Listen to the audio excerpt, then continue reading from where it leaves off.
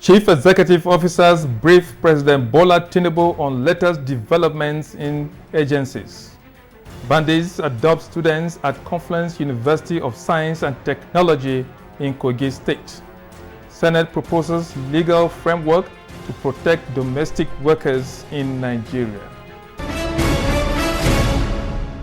Hello and welcome to 24/7 in Review, where we take another look at the stories that made the headlines in the week. I am Joseph Woodson. Welcome to the program. Our guest today is Ben Shaman. He is the former Director News, Voice of Nigeria, and also working with the Africa Service of Deutsche Welle as DW. Thank you very much. Thank you very much. My pleasure. Okay, we start. President Bola Tinubu continued with his official engagements after returning from the trips to the Netherlands and Saudi Arabia. After engaging some of his ministers, the president also received the governors of Nasarawa, Plateau, and Kaduna states. State House correspondent Musboa Dangwahab reports that Inspector General of Police Kayode Egbetikun was also at the State House, apparently to brief the president on development within his force. And Nigeria has joined the League of Countries on the global map on lithium's oral processing as President Bola Tinubu inaugurates one of the best plants in West Africa. Represented by the President of the Senate, Godswill Akpabio, President Tinubu says it will position Nigeria as a key player in the market. What does this mean to our people? Lithium is a critical component in the production of batteries for electric commodities. Plateau State Governor has inaugurated 15 digitalized buses to mitigate the costs of intra-city travels. A milestone in our administration's quest to fulfill the aspirations of our cherished citizens of Plateau State. Good relief for the citizen of Plateau. And the Borno State Governor flagged off the first phase of training for 1,949 teachers identified as trainable based on a competency test conducted by the state government. The government says the occasion signifies crucial advancement in enhancing the educational sector in the state. The primary objective of this training initiative is to tackle long-standing issues surrounding remuneration, retention, and most importantly, the competency of teachers in accordance with national standards. Stay on developmental projects. The federal government has pledged to complete all ongoing projects at Duma and Faranruwa dams in Nasarawa State to increase food security and hydropower generation across the country. Minister of Water Resources and Sanitation, Professor Joseph Utsev, stated this during a strategic meeting with the Nasarawa State Governor in Abuja. And as we are talking to you now, we have put one or two things in place to see how we can complete the Doma Dam and the other facilities that are needed. The work had stopped about a year ago, so I think we just want to use the opportunity again to plead with the ministry, to look at it again. Yeah, Joseph, so loaded here. We are seeing developmental issues, and we are also now seeing what they call implementing campaign promises. I'll be happy if this lithium project actually comes to light very well, because a situation where we begin to just export raw materials.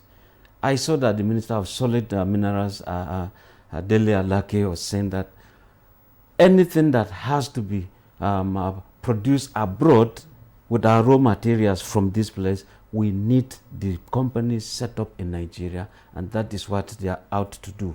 And since it's just commissioning, not foundation laying, it means we are moving forward. And still moving forward, we have to look at education. Look at Governor Zulum. If you go to Borno State, you won't believe in kind of in terms of school structure physically, they are on ground.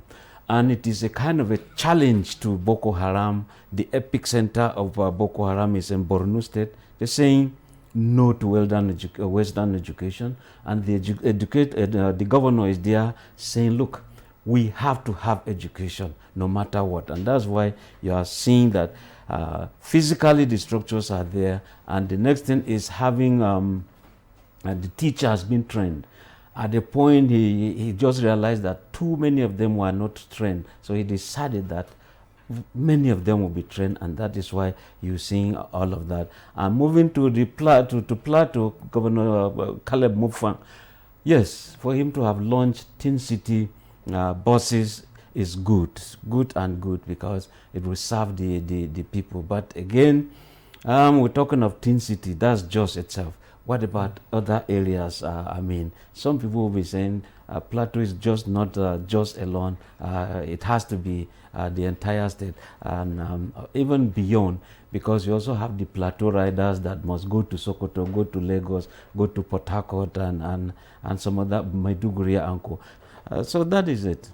Sadly, an attack occurred in the week under review at Confluence University of Science and Technology, Osara, Kogi State, where bandits abducted some students. The students were gathered for tutorial ahead of their first semester examination when the bandits attacked. The state governor, Ahmed Usman Dodo, had ordered security officers in the state to go after the kidnappers and rescue the affected students. He assured parents and guardians of the kidnapped students that the government would exhaust all possible means to bring them back. Meanwhile, the Kogi State governor had ordered the indefinite closure of the Confluence University of Science and Technology, Osara, following the attack and adoption of some students. Even if it is just one student, is one citizen of the state, and the state government will not spare anything to ensure that they are rescued. Another attack too many. Exactly, yes. But sometimes I'm always not too happy with when they say, let's close the schools. In other words, you are simply playing to the hands of these terrorists who will want to see that there's no school anywhere taking place. And when we're talking of safe school initiative, we want to see security being deployed there. Not a situation where some riffraffs will just go there, attack, okay, we just say we close the university. So when you close here, close there, what happens? We now have a group of so many ignoramus people, people that society might not need in the future. So why don't we insist on having education? If you look at Maiduguri, look at Yobe, these are areas that came under heavy attack when it came to Boko Haram and when it in the peak of their activities. Even Adamawa State, you see that schools, University of Maiduguri never for once closed even for one day. So take preemptive actions and protect the schools and the children so that we can have education. Now, the federal government of Nigeria has accused Binance Chief Executive Officer Richard Tang of false allegations of bribery against unidentified Nigerian government officials, who he claimed demanded $150 million United States dollars in cryptocurrency payment to resolve the ongoing criminal investigation against the company. A statement from the Ministry of Information and National Orientation said the claim by the Binance CEO is nothing but a diversionary tactics and an attempted act to depress the grievous criminal charges it is facing in Nigeria. Meanwhile, the House of Representatives has expressed displeasure over the security breach that led to the escape of Nadeem Najawala, one of the detained executives of cryptocurrency company Binance, from custody in Abuja. To this end, the House has resolved to investigate the circumstances surrounding the escape, which lawmakers describe as scandalous. Further worried that the escape of the Binance executive from the office of the National Security Advisor using a smuggled passport is, to say the least, most disappointing, embarrassing, and disturbing as it portrays the porosity of the security architecture of the country to the world. Yeah, it's really scandalous because here Nigeria had a suspect or suspects in their custody. And of course, the man would say he would want to pray, as we were told. And from there, he disappeared into thin air, only for him to be found in Kenya again, you know. And how did he fly out? At a point we were told, look, even when his passport was seized here, he had another one waiting for him somewhere. And someone just came in. The moment he sneaked out, a plane was waiting, something like that. I mean, when you knew somebody was already a detainee, it became very, very important for the immigration and the airport to put his name on the radar. How did he pass all of that? Only for him to be found in Kenya. And for the House of Reps to say they are disappointed, yes. The moment this thing happened, they should have reacted immediately. Now, we are even hearing the thing is already in court. If it's in court, so the House of Reps will have to allow the trial to take its course. But again, for the accused to begin to embark on mudslinging, saying some people ask for bribe and all that stuff, why don't you name them? Don't just say some people. Is it me? Is it Joseph? Mention the name and let's see. I mean, let the heads begin to roll. Who is it who wanted to collect a bribe from you to set you free? You know, your other colleague is gone. And so something is wrong. So let us unearth what is happening there so that this thing they say Nigeria is a corrupt nation, let us fight it properly. The EFCC chairman, you remember he said, if he does not bring Yaya to Boga and some other people, he could resign. So it means he is out to fight corruption. So let's give him the backing. It's okay. Let's take a short break, but don't go away. We'll be back soon. The thing, according to her, is to protect the image and encourage the whistleblower. I think other states should be able to learn fast from that.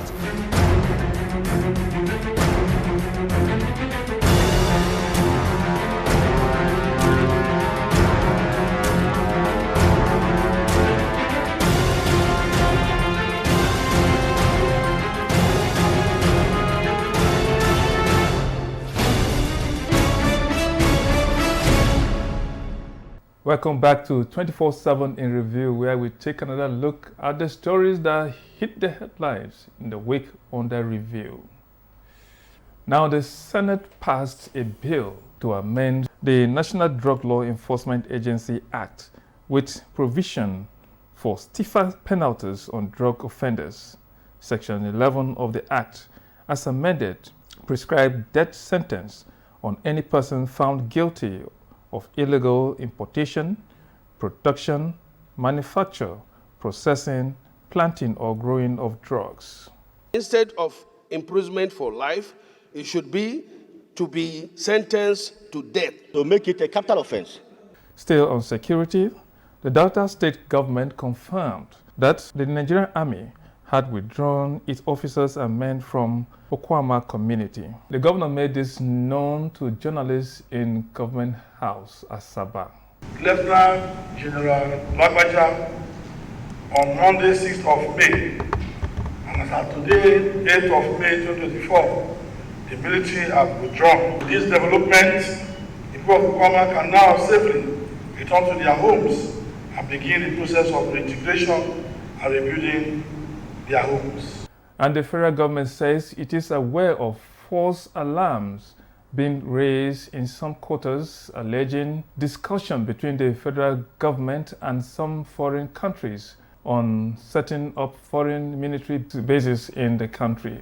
A statement by the Minister of Information and National Orientation, Mohammed Idris, urges the general public to disregard the falsehood as the federal government is not in any such discussion with any foreign country. The Nigerian government already enjoys foreign cooperation in tackling ongoing security challenges, and the president remained committed to deepening this partnership, intending to achieve the national security objective of the Renew Hope agenda. The Economic Community of West African States, ECOWAS, organized a 3-day strategic partnership engagement between the ECOWAS Commission and its training centers of excellence as proactive means of tackling terrorism and insecurity in the sub-region. Facilitated by development partners, the meeting at the National Defense College Abuja featured a high-level interaction on capacity building, policy development, and action-oriented research among member states. It is pertinent to state that West Africa is still the only region within the continent where training centers of excellence have been assigned specific mandates to conduct training at tactical, operational, and strategic levels. Domestic workers need to be protected from abuse and exploitation. Their employers too need protection from the criminal-minded among them. These reasons prompted the Senate to come up with a legislation that would aid registration and documentation of domestic workers in line with labor laws. Several Nigerians, in the name of domestic help and other domestic work, are virtually slaves in our country, and there is no law, no measure of government to protect these Nigerians. This is a two-barrel piece of legislation. It seeks to protect our domestic staff as well as we, the employers of SEM. We have situations where some domestic staff harm their employers, even kill them. Kill them. Why? Because there isn't any proper documentation to know what's going on. Let's take a look at these ones. Yes, quickly for the Senate, I think it is a welcome development because a situation where people just go to some villages, procure other people's children under the pretext of bringing them to cities to go to school, give them plumpy jobs and all that, only for them to be slaves in some other places. And the worst thing is, these children will work in a place, their salaries are being paid by the person who brought them to the city, who will just take some peanuts and dash them, you know. So there's this domestic human trafficking, and there's also the external one. So the Senate should look at that. It's a welcoming development. And for the military, the Nigerian army to withdraw from Okoma in Delta State, it's a welcome development too. But my worry is, it's like they didn't learn from what happened in Zakibiam. A situation where people were killed, soldiers were sent in there. They decided to go for diplomacy. And of course, some people just rounded them up and killed them. So how will you not read what happened before? Arm yourself, teeth arm, and go to that scene.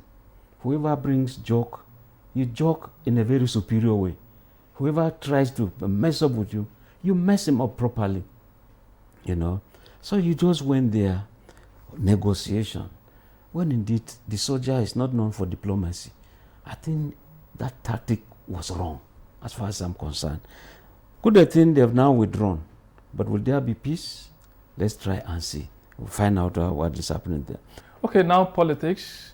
The All Progressives Congress, APC, in Rivers State is asking the Rivers State House of Assembly to commence impeachment process on Rivers State Governor Fubara over alleged disrespect to the Constitution and the President.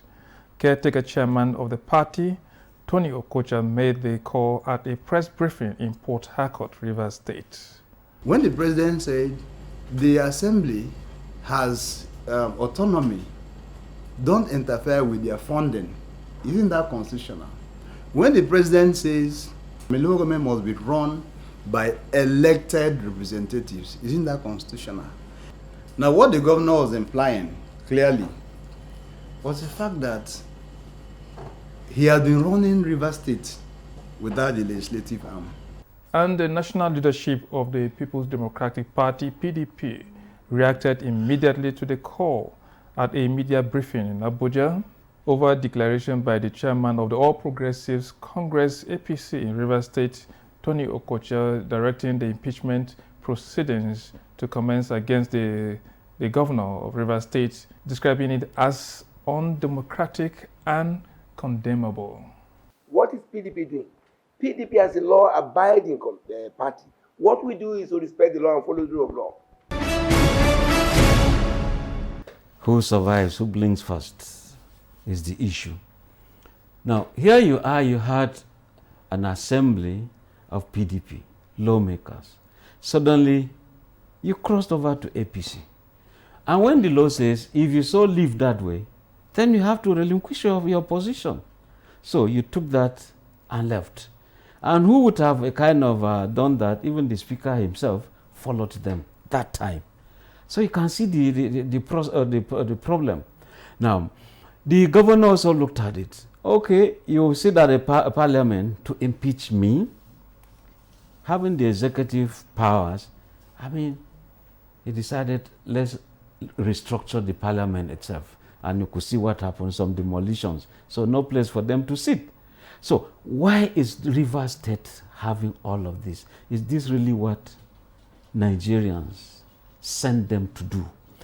We ought to be seeing this 1 week, one project commissioning that was happening those days. But if you look at the dramatic personnel involved, President Minister of FCT, then Governor Fubara, these were people who were always very much working together, like minds. But what happened? In other words, we are seeing a situation where the political godfather is now irrelevant to the political godson, borrowing a leaf from what has happened in Kaduna State. Governor Sani feels, let me have my independence, do my dance. El-Rufai has done his. Or you talk so that what you can't get by the conflict method, you get it via negotiation. And I think that should be the way out of the Rivers quagmire. It will not reach us anywhere.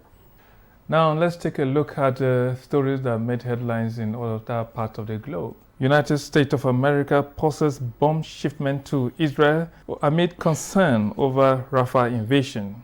Togo's President Faure Gnassingbe signs new constitution that extends presidential term limit.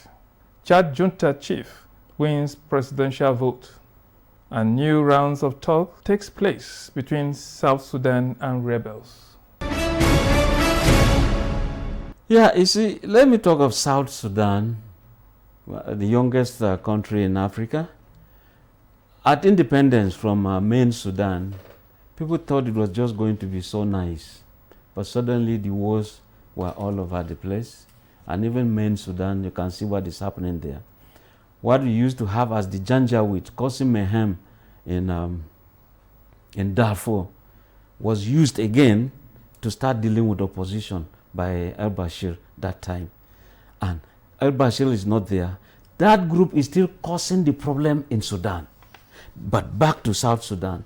When an agreement was signed by the president of South Sudan then with the rebels, there were some groups that never signed.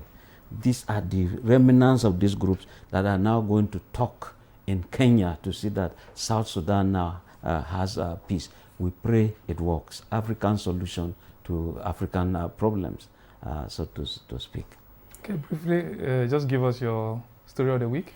My story of the week is a very brief one, just like the small country called Togo. You know, you used to have a group of crises there. Nasimbe Eyadima removed Gilchrist from power. Now Eyadima died. His son, For Eyadima, took over. Now for him to perpetuate his stay, his parliament, they drafted the constitution that usually when there's going to be election, it's the parliament that will elect the president. And that's what they have done. It's parliament that has extended his stay. It's parliament that will also bring him to power again. So, in terms of the franchise of the Togolese, it's been removed from them and simply given to a parliamentarian to elect the president, who indeed is always seated there. 5 years of every year, every election. Kind of a gunpowder that might explode anytime. That is why this is a story of the week. All right.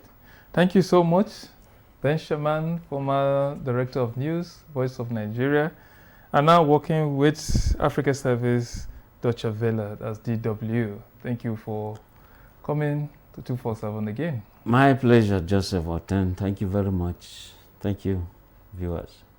That is 24/7 in review. We thank you for joining us.